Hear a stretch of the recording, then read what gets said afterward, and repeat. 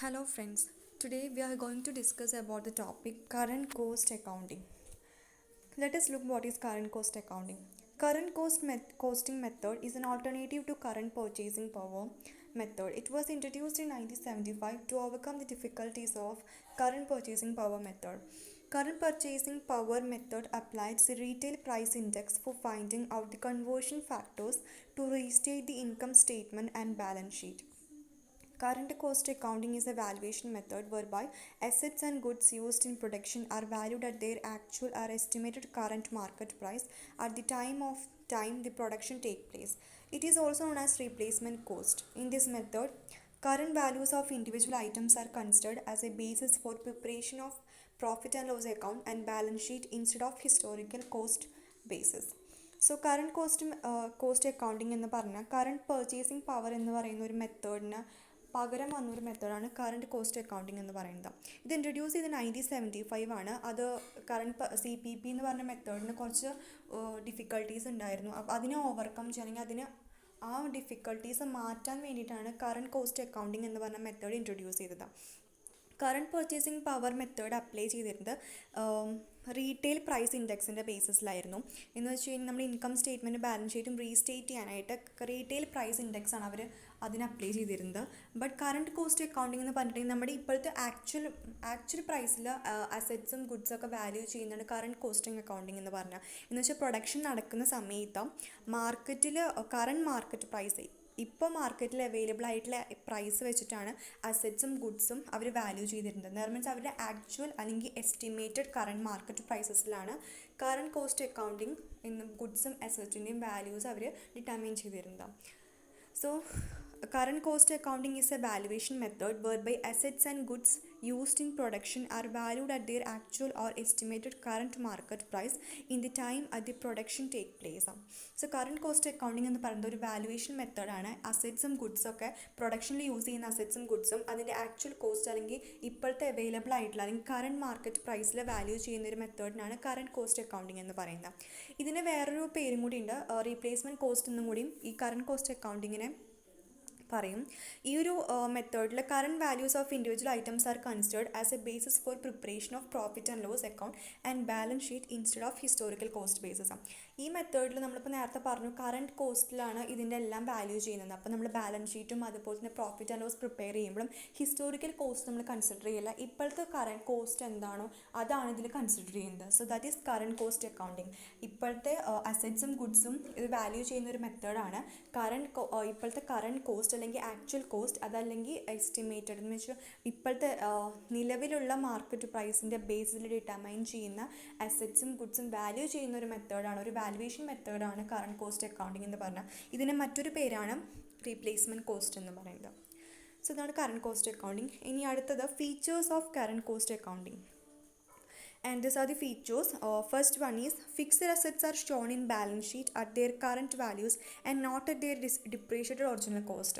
നമ്മൾ പറഞ്ഞു എല്ലാ അസറ്റ്സും അതിൻ്റെ ആക്ച്വൽ റേറ്റ് ആ കോസ്റ്റാണ് നമ്മൾ അസർട്ടൈൻ ചെയ്യുന്നത് എന്നുള്ളത്. അപ്പോൾ എപ്പോഴും ഫിക്സഡ് അസറ്റ്സ് ബാലൻസ് ഷീറ്റിൽ കാണിക്കുമ്പോൾ അതിൻ്റെ കറണ്ട് വാല്യൂ വെച്ചിട്ടാണ് കാണിക്കുന്നത്. ആൻഡ് അതിൻ്റെ ഡിപ്രീസിയേറ്റഡ് ഒറിജിനൽ കോസ്റ്റ് അതിൻ്റെ ഡിപ്രീസിയേഷൻ ആയിട്ടല്ല കാണിക്കുന്നത്. അവരുടെ ആക്ച്വൽ എന്താണോ ഫിക്സഡ് അസറ്റിൻ്റെ കറക്റ്റ് എമൗണ്ട് അത് തന്നെയായിരിക്കും ബാലൻസ് ഷീറ്റിൽ അവർ കാണിക്കുന്നത്. Then depreciation is provide on the current value of assets. ഡിപ്രീസിയേഷനും അസറ്റ്സും പ്രൊവൈഡ് ചെയ്യുന്നുണ്ടാവും. Then difference between the current value of assets and the depreciated original cost of the assets are transferred into an account, namely revaluation reserve account. ഈ current value of അസറ്റ്സിൻ്റെയും അതുപോലെ തന്നെ depreciated original cost of അസറ്റ്സിൻ്റെയും തമ്മിലുള്ള difference എപ്പോഴും ഒരു അക്കൗണ്ടിലേക്കാണ് transfer ചെയ്യുന്നത്. ആ അക്കൗണ്ടിൻ്റെ പേരാണ് റീവാലുവേഷൻ റിസർവ് അക്കൗണ്ട് എന്ന് പറയുന്നത്. This account is shown in the liability side of the balance sheet. Balance ഷീറ്റിൻ്റെ ലയബിലിറ്റി സൈഡിലാണ് ഈ അക്കൗണ്ട് കാണിക്കുക, റീവാലുവേഷൻ റിസർവ് അക്കൗണ്ട് എന്ന് പറയുന്നത്. അസറ്റ്സിൻ്റെ ഇപ്പോഴത്തെ വാല്യൂം അതിന് ഡിപ്രീഷിയേറ്റ് ചെയ്തിട്ടുള്ള കോസ്റ്റ് തമ്മിലുള്ള ഡിഫറൻസിൻ്റെ എമൗണ്ട് കാണിക്കുന്ന ഒരു അക്കൗണ്ട് revaluation reserve account എന്ന് പറയുന്നത്. The next point, stocks are shown in the balance sheet at their value to the business. It is shown at the value prevailing on the date of business balance sheet and not at cost or market value. Stock are shown in the balance sheet their value to the business. ബിസിനസ്സിൻ്റെ വാല്യൂവിന് വേണ്ടിയിട്ട് സ്റ്റോക്സും balance ഷീറ്റിൽ ഇവർ കാണിക്കുന്നുണ്ട്. അത് value എന്ന് പറയുന്നത് ആ date balance ഷീറ്റിൻ്റെ ഡേറ്റിൽ വെച്ചിട്ടാണ് അവരത് അതിൻ്റെ വാല്യൂ അവർ കാണിക്കുന്നത്. അതിൻ്റെ ഒരു മാർക്കറ്റ് വാല്യൂവിലോ അല്ലെങ്കിൽ കോസ്റ്റിലോ അല്ല കാണിക്കുന്നത്. The next point is the cost of stock as consumed during the year is taken at current value of the stock at the date of consumption at the purchase price. That is the cost of stock consumed during that year at current value of the stock at date of consumption at the purchase price. The next point, the cost of goods sold during the year has to be ascertained on the basis of prices prevailing at the date of consumption, not at the date of purchase. ഏതെങ്കിലും goods ഏതെങ്കിലും sold ചെയ്ത ഗുഡ്സിൻ്റെ cost ഒക്കെ ആണെങ്കിൽ ascertain ചെയ്യുന്നുണ്ടെങ്കിൽ അതൊരിക്കലും date of കൺസെപ്ഷൻ്റെ ബേസിസിലല്ല, ഏത് ഡേറ്റിലാണ് അവർ purchase ചെയ്തത് ആ പർച്ചേസ് പ്രൈസാണ് അവരതിൽ ഡിറ്റർമൈൻ ചെയ്യുന്നത്, അല്ലെങ്കിൽ അവരതിൽ ascertain ചെയ്യുന്നത്. Then monetary assets and liabilities are not being adjusted as it is shown at their value to the business. Monetary അസറ്റ്സും ലയബിലിറ്റീസും ഒന്നും ഇതിൽ കാണിക്കില്ല, ബീങ് അഡ്ജസ്റ്റഡ് ആണ്. So these are the features of CCA. Then next, in CCA, the profit and loss account and balance sheet are to be prepared separately. ഈ current cost accounting balance ഷീറ്റും profit and loss അക്കൗണ്ടും separate ആണ് prepare ചെയ്യുന്നത്. As per this approach the accounting profit can be divide into 3. ഈ ഒരു അപ്രോച്ചിൻ്റെ ബേസിൽ നമുക്ക് accounting profit 3 divide ചെയ്യാം. ഒന്നാമത്തെയാണ് കറണ്ട് ഓപ്പറേറ്റിംഗ് പ്രോഫിറ്റ്, രണ്ടാമത്തെ realised holding gain, then third one unrealised holding gain. First one is current operating profit. It is the excess of sale proceeds of goods and services sold during the accounting period over the replacement cost non-monetary asset. Current operating profit എന്ന് പറഞ്ഞിട്ടുണ്ടെങ്കിൽ സെയിൽസിൻ്റെയും അതുപോലെ തന്നെ sold ചെയ്തതിനും തമ്മിലുള്ള ഡിഫറൻസിനെയാണ് അല്ലെങ്കിൽ അതിൻ്റെ എക്സസിനെയാണ് പറയുന്നത് current operating profit എന്ന് പറയുന്നത്. ആ ഒരു ഈ അക്കൗണ്ടിങ് പീരീഡിൽ replacement cost non monetary asset അല്ല, അതിൻ്റെ മീതെ വരുന്നതിനാണ് കറണ്ട് ഓപ്പറേറ്റിംഗ് പ്രോഫിറ്റ് എന്ന് പറയുന്നത്. ദെൻ രണ്ടാമത്തെ realised holding gain. It is the excess of the replacement cost of a non monetary asset sold on the date of its sale over its historical cost. ഇതിൻ്റെ പറയുന്ന ഒരു non monetary asset ആയിട്ടുള്ള അതിൻ്റെ replacement cost എക്സസും ആ ഡേറ്റിൽ തന്നെ sold on the date of its sales over its historical cost. Then മൂന്നാമത്തെയാണ് unrealised holding gain. It is the excess of the replacement cost non monetary asset on the closing date over its historical cost. The gain is shown separately in the balance sheet as revaluation reserve. It is not available for distribution as individual and it is utilised for increased replacement cost of the non-monetary asset. So these are the 3 accounting profit can be divided into 3 as per the current cost accounting. We can divide into 3 approaches. First one is current operating profit, second one is realized holding gain, third one is unrealized holding gain. Then as per the CCA, the profit and loss account and balance sheet are to be prepared separately. So these are the 3 approaches. Then next one is adjustments for calculating current operating profit. Sudden adjustments എല്ലാം നമ്മൾ ഈ operating profit calculate ചെയ്യാൻ വേണ്ടിയിട്ട് കുറച്ച് adjustments നമ്മൾ ഈ current cost അക്കൗണ്ടിങ്ങിൽ നമ്മൾ use ചെയ്യുന്നുണ്ട്. ടോട്ടലി 4 അഡ്ജസ്റ്റ്മെൻറ്റ്സ് ഉണ്ട്. ഒന്നാമത്തെയാണ് cost of sales adjustment, COCSA എന്ന് പറയും. Then depreciation adjustment, then third one monetary working capital adjustment, then fourth one gearing adjustment. ഇതാണ് നമ്മൾ ഓപ്പറേറ്റിംഗ് പ്രോഫിറ്റ് കാൽക്കുലേറ്റ് ചെയ്യുമ്പോൾ ചെയ്യുന്ന അഡ്ജസ്റ്റ്മെൻറ്റ്സ് അല്ലെങ്കിൽ മേജർ ആയിട്ടുള്ള അഡ്ജസ്റ്റ്മെൻറ്റ്സ് എന്ന് പറയുന്നത് കറണ്ട് കോസ്റ്റ് അക്കൗണ്ടിങ്ങിൽ. അതിൽ ഒന്നാമത്തെ അഡ്ജസ്റ്റ്മെൻ്റ് ആണ് cost of sales adjustment. Cost of goods sold shown in the profit and loss account should be at the current cost when goods are sold. Cost of goods നമ്മളിപ്പോഴും profit and ലോസിൽ നമ്മൾ cost of goods sold കാണിക്കുമ്പോൾ അതിൻ്റെ current കോസ്റ്റിലാണ് എപ്പോഴും ആ sold ചെയ്ത പ്രൈസിലാണ് എപ്പോഴും അതിൽ കാണിക്കുന്നത്. So certain adjustment are to be made for the purpose if stocks are there. Stock ഉണ്ടെങ്കിൽ നമ്മൾ കുറച്ച് അഡ്ജസ്റ്റ്മെൻറ്റ്സ് നമ്മൾ അതിന് ചെയ്യേണ്ടതായിട്ടുണ്ട്. This adjustment is known as cost of sales adjustment. It is determined by using the following formula, that is cost of sales adjustment is equal to cost of historical cost of closing stock minus historical cost of opening stock minus average index number into cost of opening stock divided by index number appropriate to closing stock minus historical cost of opening stock divided by index number appropriate to opening stock. That is cost of sales adjustment is equal to C minus O minus L IA into whole into C divided by IC minus O divided by IO.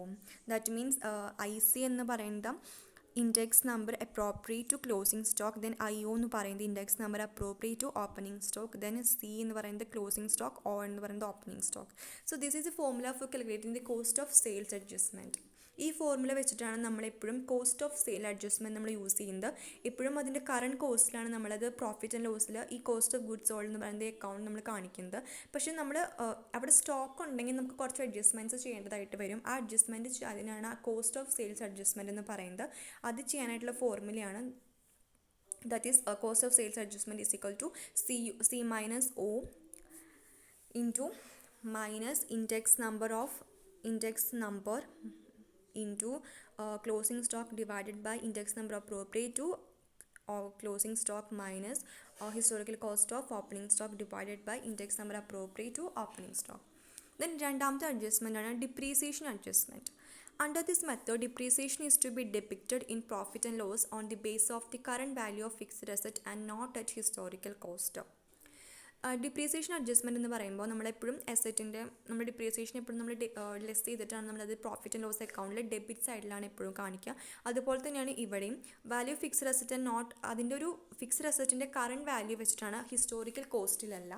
എന്ന് വെച്ചാൽ ആ അസറ്റിൻ്റെ current ആയിട്ടുള്ള value ഏതാണോ അത് വെച്ചിട്ടാണ് എപ്പോഴും adjustment നമ്മൾ depreciation adjustment കാണിക്കാതും പ്രോഫിറ്റ് ആൻഡ് ലോസിൻ്റെ ഡെബിറ്റ് സൈഡിൽ.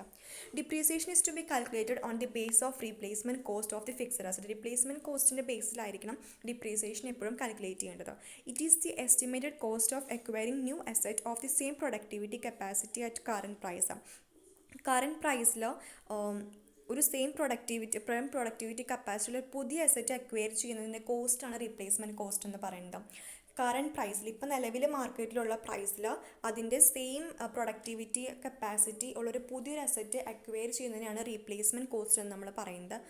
സോ അതിൻ്റെ ബേസിലായിരിക്കണം നമ്മൾ ഡിപ്രീസിയേഷൻ കാൽക്കുലേറ്റ് ചെയ്യുന്നത്. Then the current depreciation charge is obtained by approaching the average net replacement cost over the expected remaining useful life of the fixed asset at the beginning of the period. So this is the depreciation adjustment. ആദ്യത്തെ ആയിരുന്നു cost of sales adjustment, second one depreciation adjustment. Then അതിൽ തന്നെ വരുന്നതാണ് backlog depreciation എന്ന് പറയുന്നത്. ഈ backlog depreciation എന്ന് പറയുമ്പോൾ fixed assets are revalued in each year, there will be a short fall of depreciation. നമ്മൾ ഓരോ വർഷം നമ്മൾ ഫിക്സ്ഡ് അസറ്റ് റീവാല്യൂ ചെയ്യുമ്പോൾ ഒരു ഡിപ്രീസിയേഷന് ചെറിയൊരു ഷോർട്ട് ഫോൾ ഉണ്ടായിരിക്കും. It is known as backlog depreciation. അതിനാണ് ബാക്ക്ലോഗ് ഡിപ്രീസിയേഷൻ എന്ന് പറയുന്നത്. The backlog depreciation is debited to revaluation reserve and is set off against, and the gain or revaluation asset is credited to revaluation reserve. So backlog depreciation കാണാനുള്ള formula, backlog depreciation is equal to gross replacement cost minus net replacement cost minus then previous accumulated depreciation plus depreciation for the current year. ഇതാണ് നമുക്ക് backlog depreciation കാണാനുള്ള formula. Then മൂന്നാമത്തെ adjustment ആണ് monetary working capital adjustment. Monetary working capital is the difference between the trade debtors and creditors. Trade debtors and creditors തമ്മിലുള്ള ഡിഫറൻസിനാണ് monetary working capital എന്ന് പറയുന്നത്. This adjustment shows the effect of changes in prices arising from volume. It is charged to the profit and loss account and credited to the current cost accounting reserve. Monetary working capital adjustment can be calculated by applying the following formula. That is, monetary working capital adjustment is equal to closing stock minus opening stock minus index number into closing stock divided by index number appropriate to closing stock minus opening stock divided by index number appropriate to opening stock. It is the same formula for cost of sales adjustment, and the formula same ആണ്. So this is the formula for calculating monetary working capital adjustment. ഇനി final last adjustment ആണ് gearing adjustment. നമ്മൾ 4 ഉണ്ടെന്ന് പറഞ്ഞു. First one is cost of sales adjustment, രണ്ടാമത്തെയാണ് depreciation adjustment, third one is monetary working capital adjustment, and fourth last one is gearing adjustment. Gearing adjustment is done to bring into account the benefits arising out of borrowing made during the period of raising prices.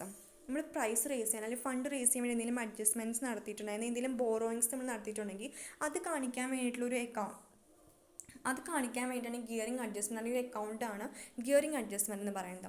Gearing is the ratio of borrowed capital and shareholders fund. Gearing എന്ന് പറയുമ്പോൾ borrowed ക്യാപിറ്റലും shareholders fund തമ്മിലുള്ള റേഷ്യോവിനാണ് gearing എന്ന് ഉദ്ദേശിക്കുന്നത്. Fixed assets and working capital is contributed by part of the borrowed fund and shareholders fund. During inflationary period, the replacement cost of assets exceeds the borrowings that has financed by them. In the period of rising prices, the shareholders get more benefits because any increase in price will provide more benefits to shareholders.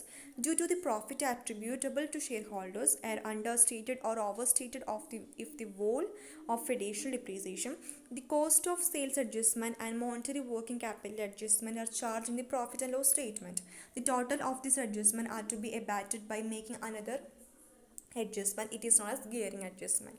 By making this, the current profit attributable to shareholders can be calculated. ഈ adjustment പ്രകാരം നമുക്ക് എത്ര പ്രോഫിറ്റാണ് നമ്മൾ share ഹോൾഡേഴ്സിന് നമ്മൾ കൊടുത്തതെന്ന് നമുക്ക് calculate ചെയ്യാനായിട്ട് പറ്റും.